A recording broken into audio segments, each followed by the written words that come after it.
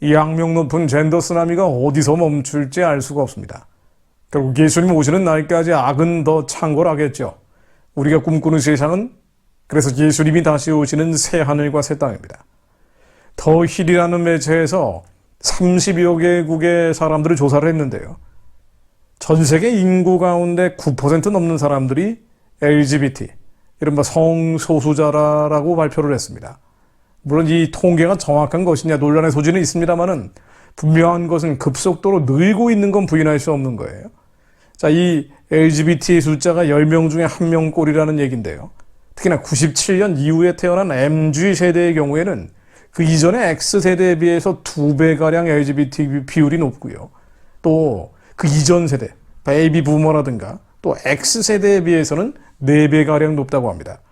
그야말로 점점 창궐하고 있다라는 통계를 보여주고 있습니다. 나라별로 보면은요, 브라질이 15%, 인구의 15%가 LGBT다. 스페인은 14%, 스위스는 13%, 그 1, 2, 3, 탑 1, 2, 3로 나왔습니다.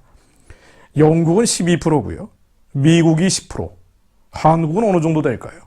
한국은 7%로 나왔습니다. 일본은 상대적으로 적은 4% 정도로 나왔고요. 자, 그런데 이 통계가 맞느냐? 어느 정도 흐름은 보여준다고 볼 수 있습니다. 예를 들면 미국이 10%로 나왔는데요. 지난해죠. 지난해 갤럽 조사로 보면은 7.2%, 미국인 가운데 7.2%가 LGBT라고 나왔습니다. 그리고 2012년에 비해서 이 3.5%에서 2배가량 늘어났다라고 나옵니다. 자, 그렇다면은 앞으로 뭐 정확한 예측은 안 되겠지만 이런 추세라면은 10년 뒤에는 전 세계 인구 가운데 몇 퍼센트 정도가 LGBT, 이른바 성소수자가 될까요? 미국의 통계를 가지고 산술적으로 적용을 해보면은요, 제가 한번 계산을 해본 겁니다. 이런 추세라면 10년 뒤에는 15에서 20% 정도라고 추정을 할 수 있을 것 같습니다. 브라질은 30% 정도. 인구의 4분의 1 가까이가 LGBT인 세상에 온다. 자, 그렇다면은 성경에서 LGBT는 안 된다고 돼 있잖아요. 이 젠더에 대한 분명한 선을 긋고 있지 않습니까? 그럼 성경은 있을 수 없는 문서가 되겠죠. 그들에게는 말입니다. 굉장히 불길한 예측입니다. 같은 시기죠. 예루살렘에서 프라이드 퍼레이드라고 하는, 이것도 역시 성소수자 퍼레이드라고 하는데 최대 규모인 3만 명이 모였다고 합니다. 근데 이 3만 명이라는 것도 텔아비브에서는 훨씬 많이 모이죠. 그러니까 예루살렘이 있고 텔아비브가 있잖아요. 원래 행정 공식 수도는 텔아비브인데 트럼프 시절에 예루살렘으로 이스라엘의 공식 수도를 인정을 해줬죠. 예루살렘에서 최대 규모의 성소수자 축제가 열렸다고 같은 시기에 보도가 나온 겁니다. 근데 텔아비브는요, 훨씬 심하죠. 텔아비브는 2016년도로 기억하고 있습니다만 그때 20만 명이 모였다 그래요. 텔아비브 인구의 25%, 4분의 1 정도가 이른바 성소수자라고 합니다. 이스라엘이 왜 이 지경이 됐느냐? 전 세계에 흩어져 있는, 하나님을 알긴 아는데 하나님의 마음속에 두기 꺼려하고 하나님으로부터 상처를 받은 유대인들이 많죠. 그러다 보니 세속적인 이데올로기, 인본주의 이념을 만들어내는 창구 역할을 한 게 유대인이기도 합니다. 왜 유대인에게 복음을 전해야 되느냐가 바로 여기서 나오는 건데요. 그러다 보니 이스라엘이 회복되고 아리아를 통해서 돌아오는 많은 사람들 가운데 세속주의, 인본주의에 찌들어 있는 사람들이 많은 거예요. 그러다 보니 텔아비브 인구의 4분의 1 정도가 이른바 성소수자다. 그래서 2016년도에 텔아비브에서는 20만 명 정도가 이른바 성소수자 축제를 했다고 나옵니다.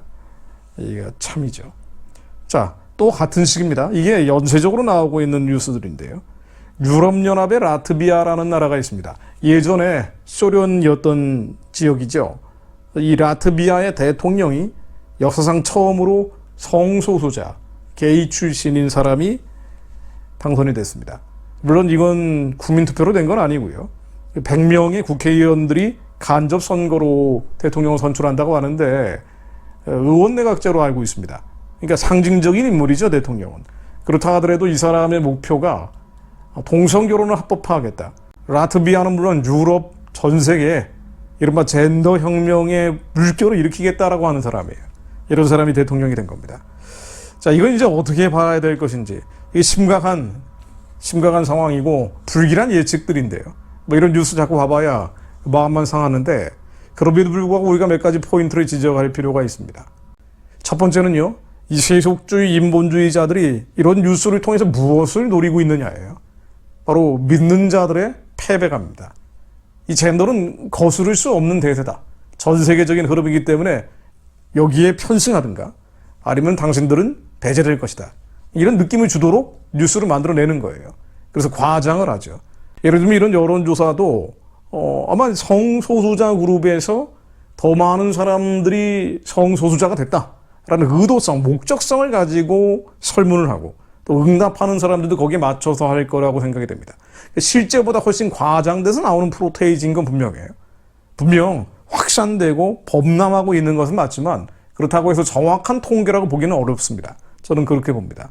그래서 이런 젠더 그룹에서 믿는 자들, 경건한 자들, 거룩한 자들로 하여금 졌다 너희들은 이미 실패했다라는 것을 각인하기 위해서 의도적으로 퍼뜨리는 뉴스들이 많습니다.